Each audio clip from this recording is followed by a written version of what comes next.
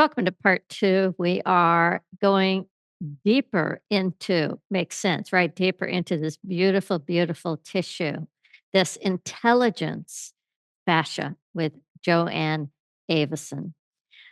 Joanne, thanks so much for going a little bit deeper into I'm going to say the meaning, the understanding, the purpose, the feeling, the sensation, the love for this part of ourselves, heart centered, right?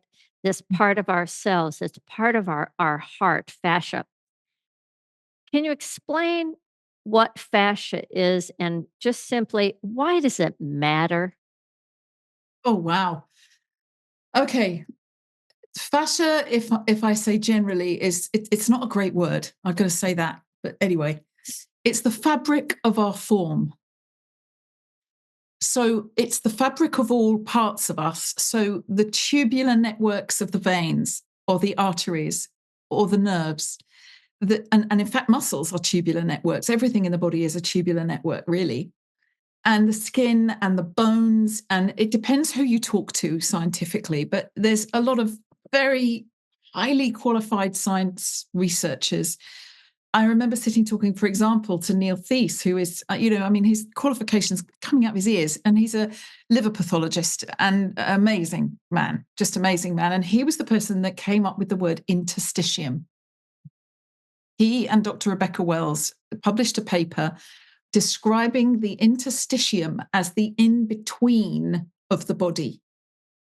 And what they discovered, and this is a really key way of answering your question, what they discovered, that it was always thought in science and anatomy science that when you take a microscopic slide with a sample of tissue, there's it looks like not like honeycomb, but sort of there's spaces in between the bits of tissue. Yeah. And it was always considered to be an artifact of the process of examining under a microscope. And that's really important. So, because there are no spaces in the human body, it's all virtual space. It's all full of this mesenchymal fluid, this soup that we're born into and we form into. And what Neil and his colleagues discovered was that this is not an artifact of the microscope. In fact, everywhere in the body, this tissue is somewhat mesh-like. I'm saying that very carefully because it's Uh-huh. different depending on where it is, how thick it is, how many so-called layers. There are no layers in the body really, but let's, for convenience, imagine that there's layers in the sense that an orange has layers of thicknesses from the outside skin through the soft pith into the covering of the actual segments. And then you open those segments and you see the tiny covering on the juice droplets. It's all bound water, which is another whole rabbit hole, but it's held together with this connecting tissue matrix of all different textures. So I call it our living architecture with an X, not a C. And that's how we tell the difference between one and another. Now, if you put your hand flat, and I am answering why it matters, and you put your other hand on top and you move the skin of the underneath hand over its bones, you just get a little bit of traction on that skin and glide it. Can you feel how it glides? Yes. Well, that is your skin gliding on your superficial fascia, which is gliding on your deep fascia, which is gliding on your myofascia, which is gliding on your osteofascia, which is wrapped in your periost, which is also fascia. And when I was in this conversation with Neil Thies one day, and I was showing him this because he contributed to my book, and he wrote an appendix in it.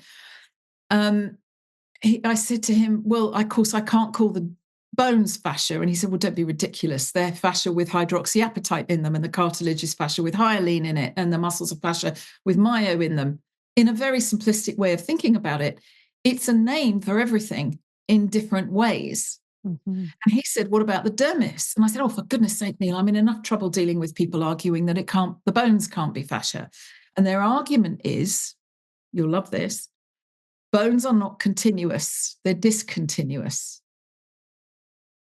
Fascia is continuous, therefore bones are not fascia. Now that's an intellectual argument. Now, the human body, when you're an embryo, doesn't really have many bones. We don't form our pelvis fully till we're about 5 or 6 years old. It starts off as little bony islands in a sea or a ring of cartilage. And through this process of transformation that we're in, hour by hour, embryo to elder, we change the consistency of those tissues as a result of need, because we move them. So the movement feeds this fabric to respond to the movement, which moves the fabric, which responds in form to the movement, and the functional ability of that movement changes the movement, which changes the form. So we are in this constant interplay of our form and our fabric and our shape and our beingness.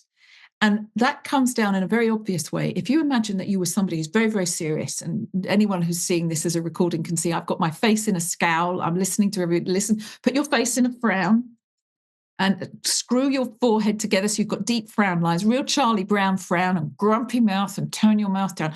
That takes an enormous amount. And if you did that every single day, after a while, your very intelligent tissue would say, I don't want you to make all this effort.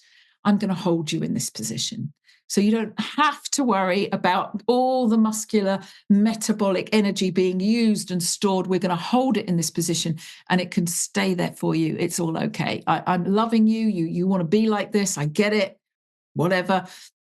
And by token the other way, if your eyes are looking up at the sun, if your face is smiling, if your chin is lifted, if your heart is open, in part 1, we talked about the kissing shoulder blades. You just wake up in the morning to a lovely yawn and let your shoulder blades kiss and smile as you breathe. Just inhale and smile. It's like greeting the world. It's like greeting every new cell. Then the face, the body, the being, the fascia says, oh, you want me to be this shape? Oh, I got it. So our feelings shape our form shapes our feelings. And when we're injured and we hold something, we describe ourselves, think it's in our language, as out of shape. Because we can't do what we think we should be able to do.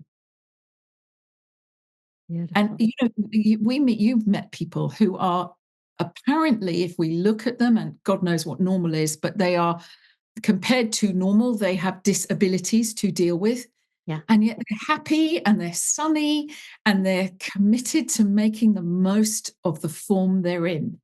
Exactly. Their Inside fascia their fascia adapts to their emotional drive to want to become. Utterly brilliantly said. I think Yeah. it expresses the soul.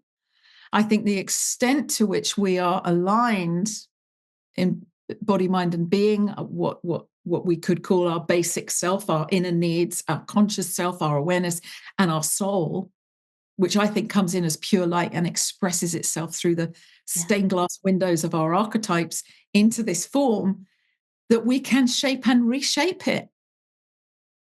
And that power, when we realize that this is a haptic interface, a magical interface between being and body. So what we're saying is, you talked a lot about the body and the being as if they're two separate things. Well, they kind of are, but they intercommunicate through this interface called the fascia. That's why it matters everywhere to me. Beautiful. So it's our personal, as you said in part 1, it's our personal telephone. It's our personal screen. It's our Personal personal file. screen. Mhm. Today, with where the world is, Yes. and, people can become traumatized just watching the news. Oh, God, yeah. And, do you see more people stuck in a fight or flight response, and how is this affecting the health of their fascia today? That's a great question, and probably a bit big for me, in that I can speculate Mhm. that. So one of the popular theories at the moment is polyvagal theory. I had the good fortune to work directly with Dr. Stephen Porges. I have huge respect for him, and you'll love this. His work was originally based around sound. Mhm. Yeah.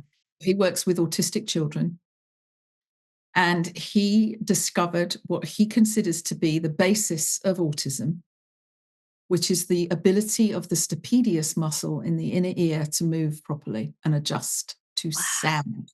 Wow. Just huge. It's beyond belief. And I was in the room with him in Copenhagen in the Stanley Rosenberg Institute in Copenhagen with 60 other therapists. There wasn't a dry eye in the room, I might add. And Stephen presented to us and about the stapedius muscle and the work he was doing in what looks like a language laboratory where he was using sound to help ameliorate some of the difficulties because he was calming the whole nervous system. Mhm. Now, why do I share that? I share that because when sound jars us, given that our tissue is a tissue of sound, it does this. And when he distinguished that sound was such an important part, and we were talking about severe autism, Yeah. where the children had their hands up around their ears and their shoulders around their ears as if they were trying to drown out Yeah, no sound. Now, doubt. Mhm. this is the key to this story. It's a beautiful story, and there's actually a link on YouTube somewhere with this story. Stanley Rosenberg, who had invited me out there and very dear to me, had a student who called Tor, who was something of a street ninja, martial artist, street ninja, and he'd suffered concussion a lot. And he went to Stanley for treatment, and Stanley did craniosacral work with him and Rolfing, combination of structural integration and craniosacral. That's how I know Stanley. And Tor came for treatment, and Stanley helped him so much, he asked if he could become a practitioner. He was a bit of a wild child. Uh-huh. And Stanley said yes, because Stanley Rosenberg's a very wonderful man. And he said, yes, come, but none of your street ninja behaviors. You work hard. And Tor worked on his brother, who was severely autistic, severely. And Tor had this experience with his brother that meant he called Stanley in, and Stanley worked on William, Tor's brother, with him. And William transformed from severely autistic with cranial work, not with sound, Mhm. from severely autistic to completely able to stand in front of the room and talk to all of us 60 therapists. And this is what he said. And we were sobbing. I mean, we were just sobbing. We had nobody cared about who was right or wrong or who was theorizing or literal. This was happening in front of us, and we were sobbing. It was can I ask a question? It was like, I can't even tell you, we were so moved. And William stood up in absolutely, in Denmark, absolutely perfect English. And he said, I want you all to listen to this so carefully because I am a very rare being. I'm paraphrasing. I am a very rare being because I was severely autistic and now I'm not. So I'm in both worlds. And I want you to know something. When an aeroplane goes over, we hear it long before you do. And it sounds to us like the sound of a microphone going too close to a speaker. You know, when you're at a concert and you Yes. suddenly hear Yeah. meow sound and you're like, ooh, that's what they're hearing. And he said, Stephen Porges is right. Please, please listen to him. And Stephen's theory, which he calls polyvagal theory, grew out of the recognition that because sound was so disturbing, because this stapedius muscle wasn't working properly, the child, the baby, can't drown out the surround sound Mhm. and hear the soothing sound of Yeah. the mother's voice.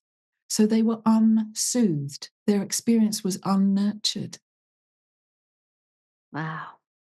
Why am I sharing that with you? Because when we watch the news and we have this onslaught of these sounds and they're being deliberately sensationalized, they're being deliberately manipulated to offer their political bias, they are being deliberately made to make us engage in fear. I can't think of anything else. It's literally winding up our nervous systems. And my answer is breathe, find your favorite music, go for a walk where you're hearing nature's sound, because the God chord is out there. You might not want to call it that, but there's beautiful music that you can find that plays this sound of nature, and let yourself drown in beautiful sound, and counterbalance the time you spend listening to drama, good, bad, or indifferent. I'm not saying don't listen to the use, I'm saying counterbalance it. So the connection between the stapedius muscle and the tonatopic map in the brain that maps sound, right? Is and the polyvagus nerve. Is there like a disconnect with the sound? Is the interfere it's an interference sound, which means that the sound is not able to even be mapped in the brain? Do you know? I don't know that level of detail, but what I can tell you is that polyvagal theory is based on what the vagus nerve does. The vagus nerve is very complicated. Cranial nerve number 10, it has a very circuitous route evolutionarily. It's different on one side of the body to the other. It's super complicated, but in very brief overview, it connects head, heart, and hara. Mhm, mhm. So it activates the danger signal that says you're in danger, your heart rate has to go up, your pupils dilate, your breathing rate increases, and your digestive system stops, versus the opposite end, i.e., what we call the parasympathetic nervous initiation, where rest and digest, friend and befriend, and calm. And what happens is when one of those is activated over the other for too long, we start living in the mean between them, higher and higher levels of activation. Gotcha. That's one piece. Another piece is that we know that music and sound can activate movement from a different part of the brain. Mhm. Now, we're getting into brain language that I don't speak now, but I believe it's the medial lemniscate. But it's what happens when you see patients with something like Parkinson's who don't appear to be able to move well, but when music is playing, suddenly they can, Yeah. because it uses a different pathway and a Mhm. different brain map. So my knowledge kind of reaches where this sound current, because Surat Shabda Yoga is yoga of the sound current, where this sound current can be animated internally using mantras and making sounds ourselves that resonate us and tune us with the world we're in. And I believe that's what polyvagal theory is contributing to. It's retuning the body. And one of the reasons I believe Stephen's work has such an impact is that everything we do in the body to one part, we do to all of it. The one and Yes. the all are the same. And I believe it goes further, that you tuning in to me, we're reaching across the land, and whoever's listening to this is sensing this confirmation I talked about at the beginning of part one. And they're going, oh, yes. And we're remembering we are beings of love, light, and sound. That's just what's true. The remembering, the head, heart, hara, I added another piece to that for movement. We'd have head, heart, hara, heels, Oh, connecting brilliant. it and sensing the calcaneus and really Absolutely allowing that bone to pick up resonance. What's underneath me, right? Where is my brilliant. support coming from? Where do I get my flow motion from that foot, that barefoot, and that earth connection? The Brilliant. um sound is so important, um, our playlists are put together and we track to make sure that if there are 10 songs or 14 songs, that we are stimulating a variety of chakras in the body. So we're not overstimulating one key or chord in one chakra, which will leave somebody feeling out of balance, that we have a variety of instrumentation. Um, and using sounding. I can remember the first time I went to class, we're gonna use our voice, we're gonna sound, and having people look at me like I was insane, and hearing their trepidation of, "Do I dare make my sound?" Now it's one of the things that people love the most, but that the activity of making sound and using sound to nourish oneself. I see that in a baby that's crying. It's nourishing itself. It's making it sound and it's letting us know what's going on. I Yeah. love that. And I love what you said before about sound. I remember when my father passed away, I was actually in America when he passed, and I came home and I went to his room, and Mm, my parents had moved voluntarily into a care home and they were in rooms next to each other. And the bed just had his belongings on it. mm.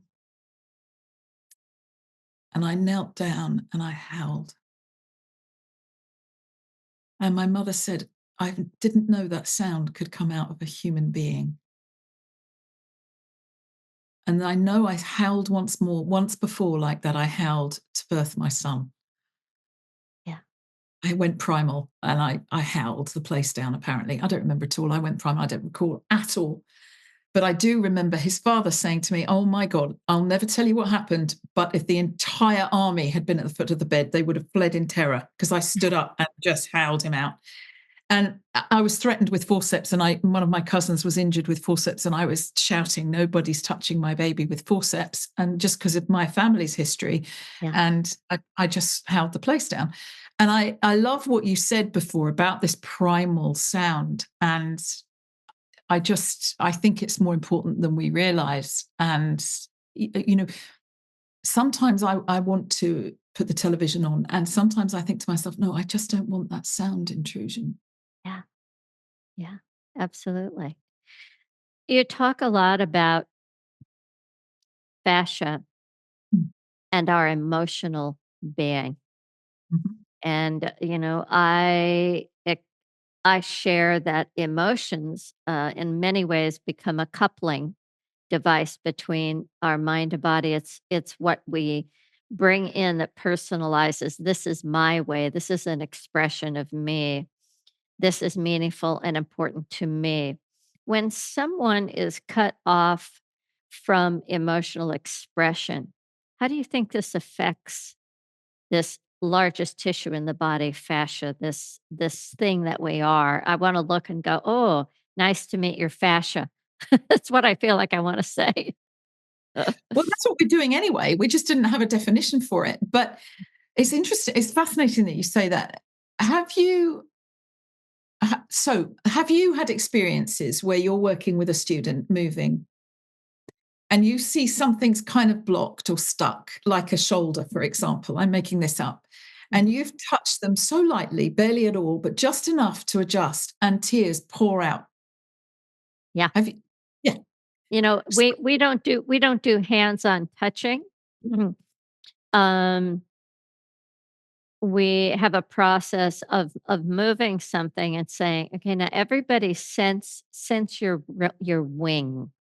Hmm. And someone's attention goes there and energy follows attention. And so they now that they are in relationship with it, whatever comes up or is released in the movement will often create the floodgates. There. So here's here's what I think. There's nothing mechanical about any living human being. There are no levers in nonlinear biologic forms. We are all made of soft matter, not hard matter. So thank you very much to our forefathers. We love you, but you had the wrong because there are no machines. The left brain thinks everything's mechanical, separate, and can be bolted together and stereotyped. The right brain, this is Ian McGilchrist's work, he's gone into this in huge detail. The right brain is archetypical. It has overarching theories that everything comes within, and it's nothing's mechanical, everything's connected, everything's fluid and emergent. So I think we are bioemotional beings, not biomechanical beings. And that bioemotional doesn't just mean we're moving, it means we are energy in motion, which we contain. Yeah. It moves through us. So it's got to go somewhere. And one of my little, I don't know, idiosyncrasies is I hear people saying, "Oh, I often get invited to teach, obviously, and I get asked, would you come and do a very um, body centric kind of teaching because we want to promote embodiment?" And I'm like, what do you mean promote embodiment?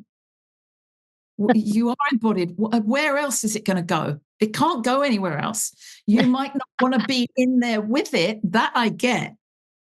But it hasn't got anywhere else to go. It's in your energy field stroke body, because your body is the center, your heart is the center of your energy field. And they call it your aura. You can give it all fancy names. You can, but it's all just, to me, finer and finer and finer and more etheric versions of the same map. And I don't know if you've ever seen Alex Gray's images in Yes. Sacred Mirrors. Stunning.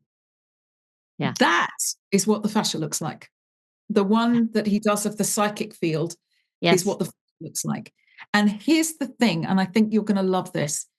When we start to understand it, it's not 3-dimensional. It's at least 4-dimensional, because it moves through itself. I know we're told that time is the 4th dimension, but that's totally ridiculous, because the word dimension, by definition, has length, breadth, and height. Yeah? Time doesn't have Absolutely. length, breadth, and height. Yes. Time is the medium of dimension. It's not a dimension. Don't be silly. So time and space, or space-time, is the medium of dimension.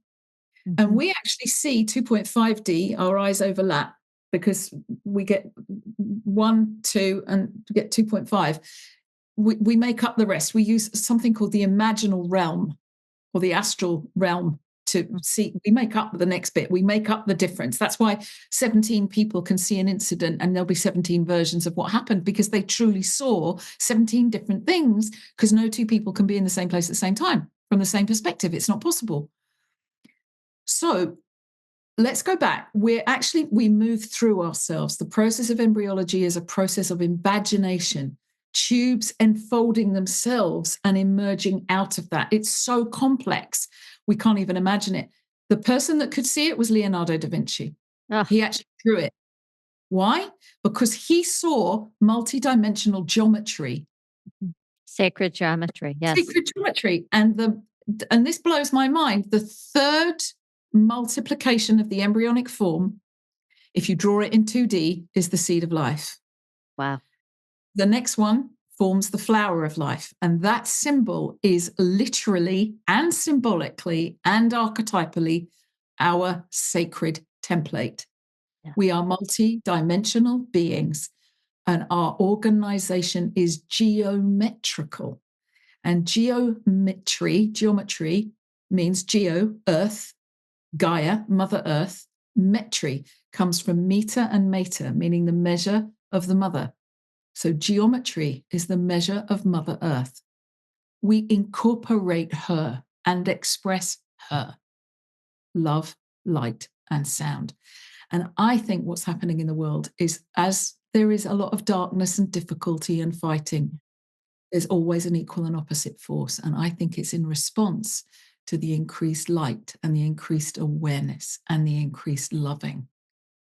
And I Absolutely. think magic is happening in the world. And what we've got to make sure is that we tip the balance to love, light, and sound. And my prayer is understanding fascia as the fabric of our form and the interface of our beingness, our soul in our bodies, our beings in our bodies, our soma to soul awareness fabric, whatever you want to call it, that we bring that light forward. And we do it with compassion for ourselves first, then compassion for others. And we change that negative power, because that's what we're here for. I The don't know.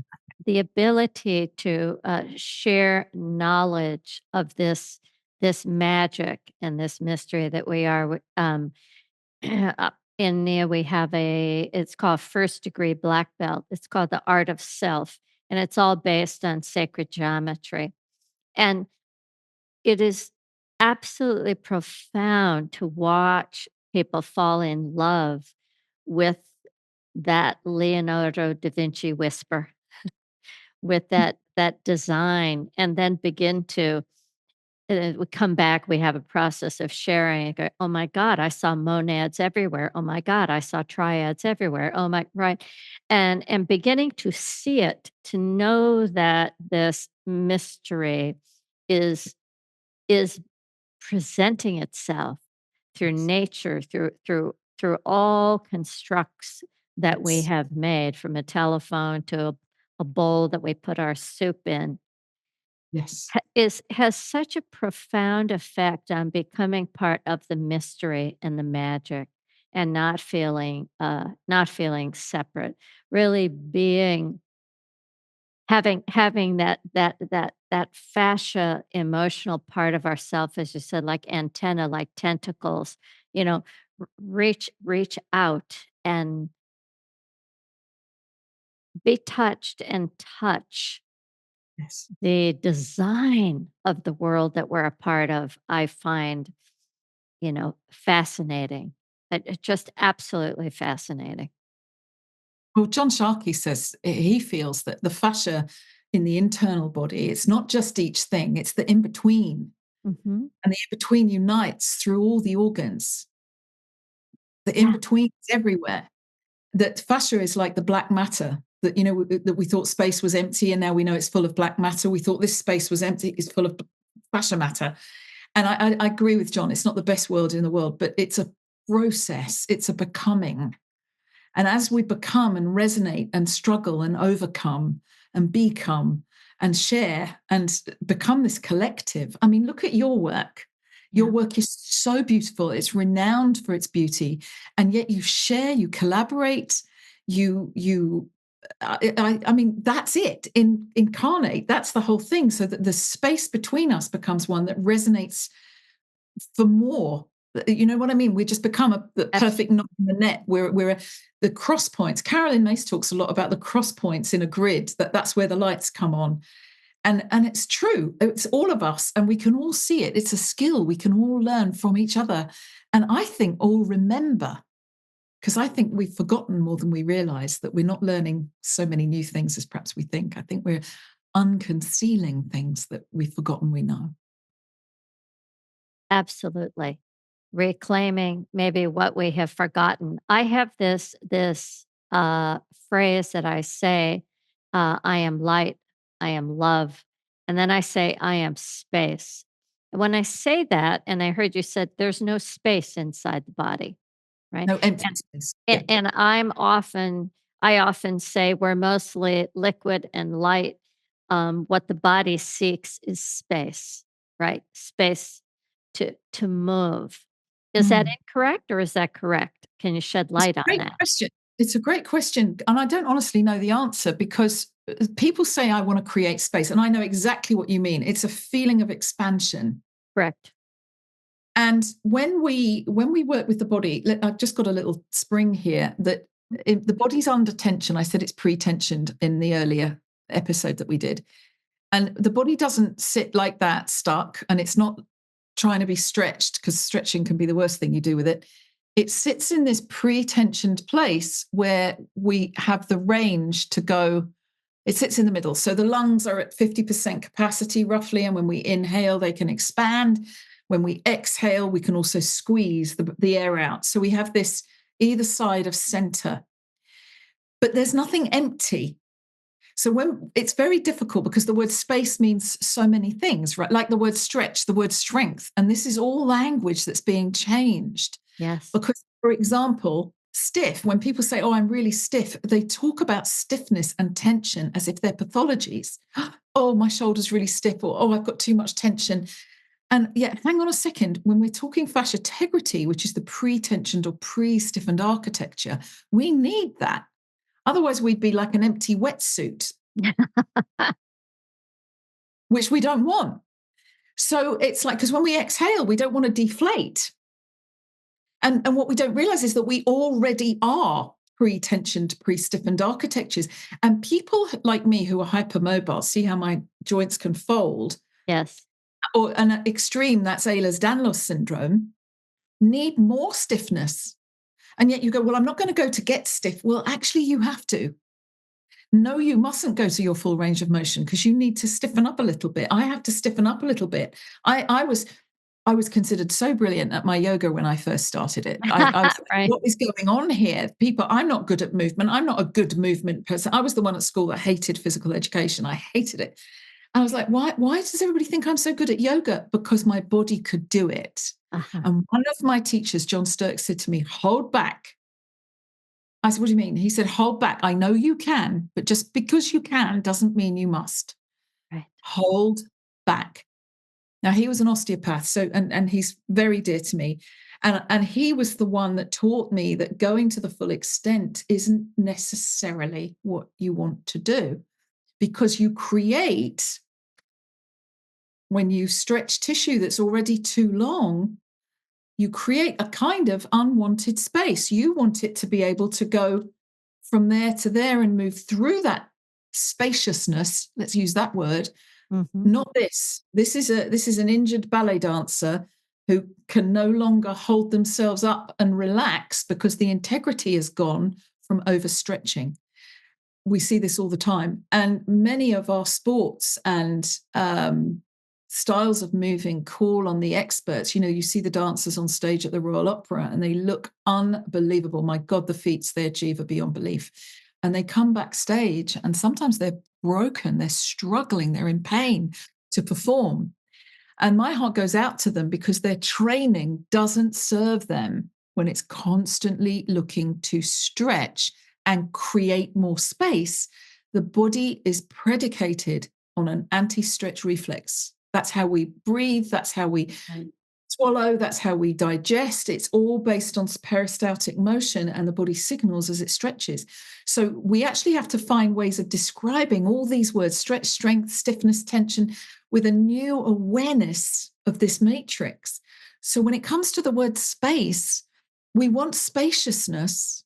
We do want to expand because that feels like creating space. But we also want to do it in a way that honors our ability to close up when we need to.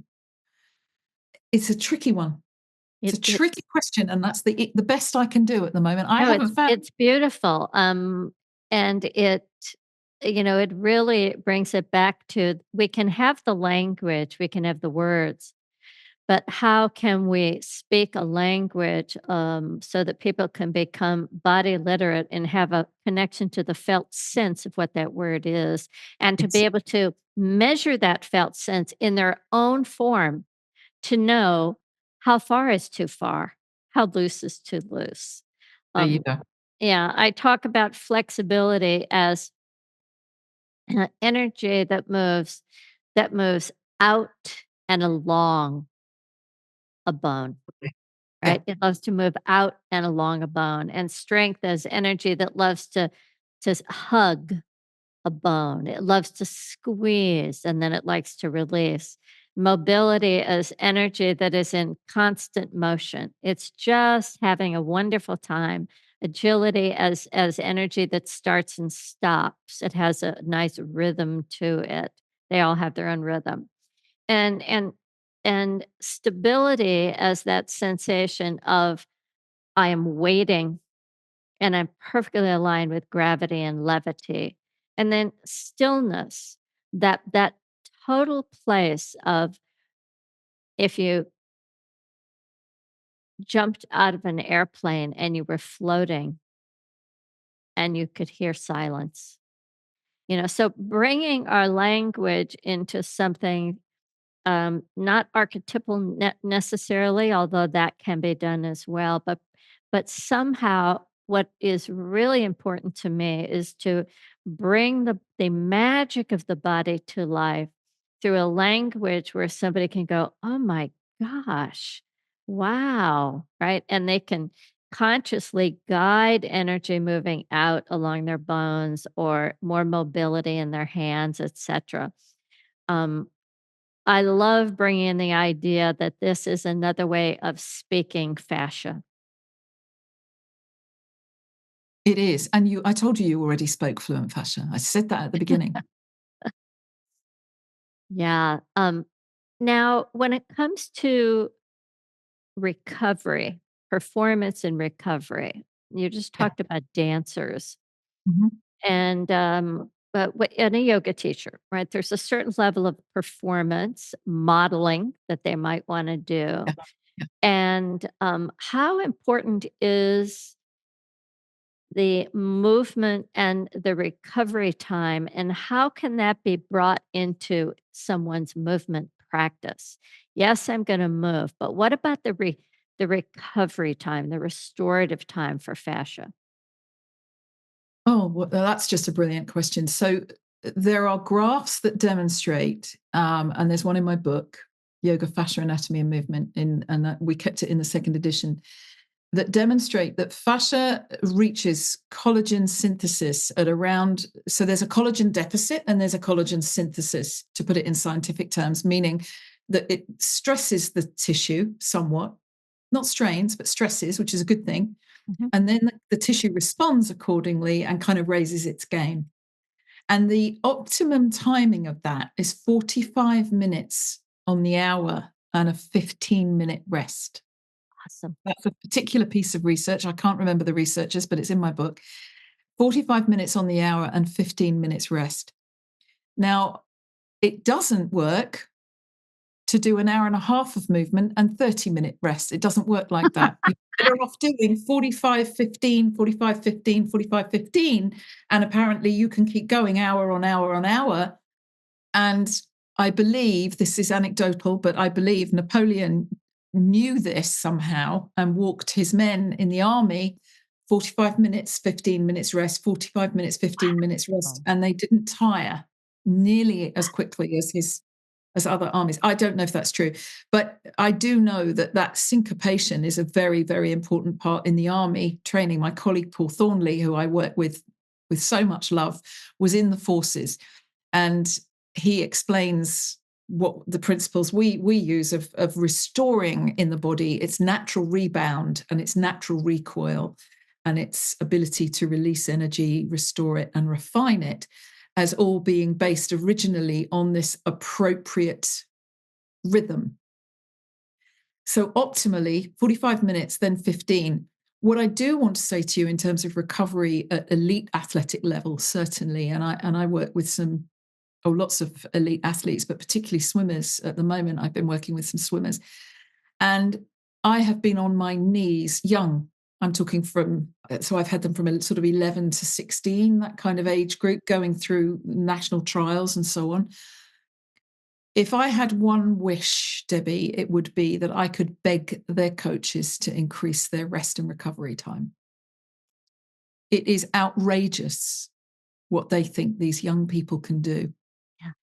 particularly the girls, while they're going through the process of menstruating and learning this hormonal soup that they're in. I'm not saying the boys aren't in a hormonal soup, they are, but they have a more robust, a simpler hormonal rhythm than the girls. And where I see girls being put in boys' teams, I am not being sexist or feminist. It is not the same. No. The hormones are different. Sorry. Equal respect, not equal patterns. They are distinct biologically, emotionally, psychologically, somatically, structurally, every which way. They are distinct. Everyone is unique. Everyone has the right to equal respect, and everyone has a hormonal pattern unique to them. But what we can say generally is that the female hormonal system requires more rest and recovery Yes. between those ages than the male does. And I've witnessed a girl being put in the boys' team and given the same training hours, and the result is disaster. It breaks my heart because they end up so confused, not knowing what's psychological, what's emotional. They're being told academically, well, what's happening to you? You can't concentrate. And it's like, of course, hello. Do you know, it's like, seriously? Now, I think they overtrain all the kids Yeah. because they literally don't understand why the optimal time between intensive training sessions is around 30 hours. So there's two time frames that are known, and the research is in my book. So one is 45 minutes on, 15 minutes off, and you can repeat. And the other one is 30 hours between intensive training. And it's quite remarkable what happens when you work with an athlete and you slow them down and you tell them to take 30 hours off between sessions. They think you're mad. And I'm not an athlete, so they look at me and go, yeah, right, like, you know. But it works. I've had 40-year-olds suddenly being able to do a marathon and then coming back when they're 50 and be able to do the marathon again using these simple principles. It's not rocket science. It's understanding this form. And it's unique to everybody. The uh, the behavior that is taught that you have to work hard, you have to push, again, eliminates that relationship of sensitivity of how much push do I need? And, I'm so blessed to have training in martial arts and in Aikido. You can't push when you're working with energy and you're working with energy in the physical form. You can't. You have to harmonize the energy of your body with the other body, etc. This idea of harmonizing oneself with water, for example, in swimming. We have two trainers that are both Olympic athletes that were trained and both were swimmers.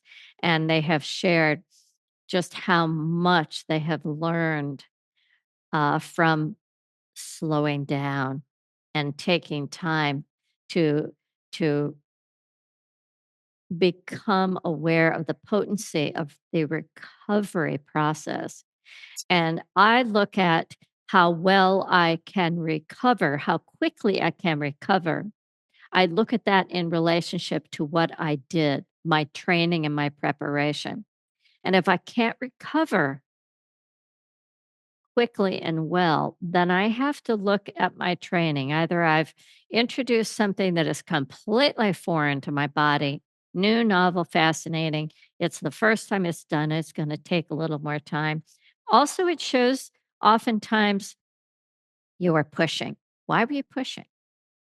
You weren't in that relationship with the gentle squeeze release and the flow motion and the in and the out and returning, as you said, to that 50% and feeling what I call, can I return to readiness between each movement? Can I return to readiness? That's what I'm always looking for as a felt sense. Couldn't agree with you more. And, I think my illness came about partly because I was pushing. I was pushing emotionally, I was pushing physically, I was pushing every which way. And that was one of the hardest things to come to terms with. Stop pushing. What is your archetype now? It was What pioneer. Is it still pioneer or has it changed? Well, that's brilliant. According to Carolyn, we all, and obviously the work of Carl Jung as well, we all have a mandala of core archetypes or chronos archetypes that we came in with. And there's 12 of them. We all have the same four fundamentals: Mhm. um, the child, the saboteur, the prostitute, and the victim.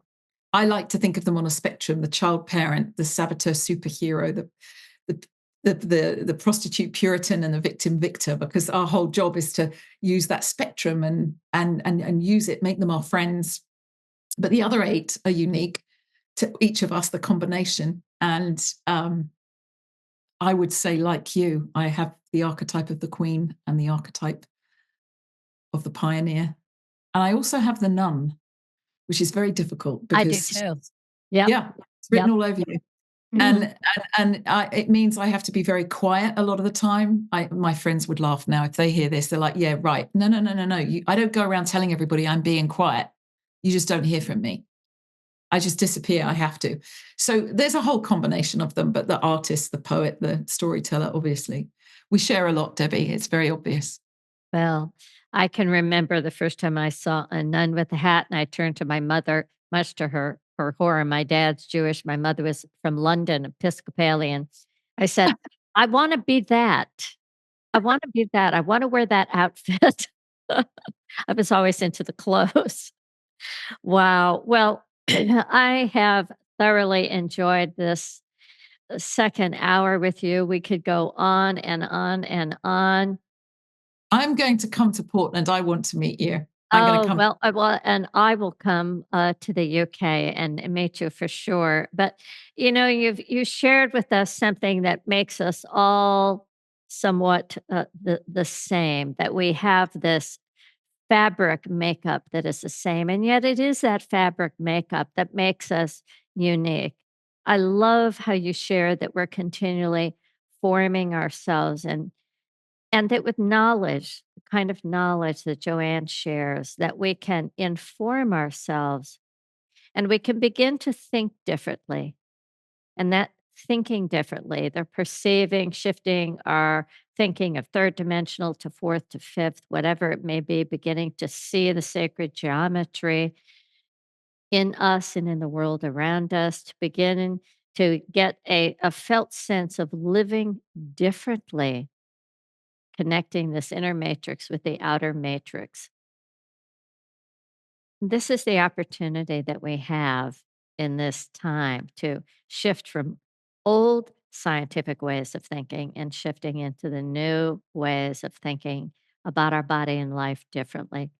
If you want to find out information about Joanne Avison, you can go to info@joanneavison.com. She has a podcast, myofascialmagic.com, and her books. Don't miss them.